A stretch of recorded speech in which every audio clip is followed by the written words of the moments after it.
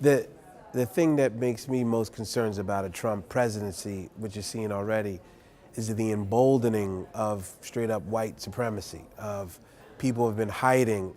You know, I've been calling them on my little social media rants Cylons. For any nerd who watches Battlestar Galactica, there was sort of, the fleet was being sabotaged and falling apart, and little did they know that the enemy was sort of hiding amongst them, looking like them, talking to them, but you know, all of a sudden things would go haywire, nobody could figure out why. So the thing that concerns me the most is there's a lot of people who said they voted for Hillary, there's a lot of people who said they were for Obama, and then they went into that booth in Brooklyn and all over the country and then flipped the switch. So there's a concern that they can't come out and weren't able to express their concerns, and then they come out now that Trump has sort of taken off the mask, they're coming out there and they're getting extremely reckless, and all the things that they've been tucking inside for all this time may come out in a flood.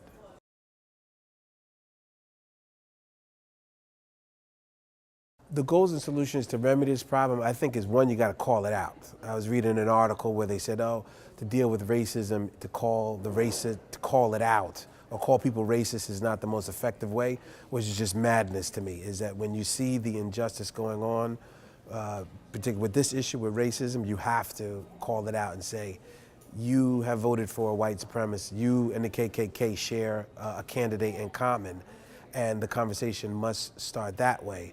And then eventually maybe that shaking up or ripping off the Band-Aid can start the actual dialogue, and we can explain to folks, why did you do this, what is your thinking, what is my thinking, why am I so upset, and then you know, eventually move to a higher plane of awareness. I think that, again, they're still just hiding in the mud, and now want to sort of, you know, on Facebook, on social media, throw these bombs, but don't want to actually engage for it. But you got to call it out. We got to call a spade, no pun intended.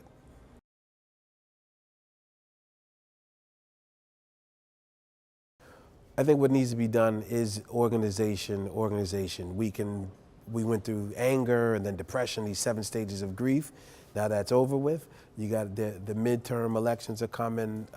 You know, 2020 will be here, even further down the line, but there are local elections, the city council members. You know, Ken Thompson passed away, so who's going to be the Brooklyn DA? You need to put in a DA that is not going to enforce potentially these mandates that may come down from on high, like the chief of the LAPD said, I'm not just going to deport people, that's not my job.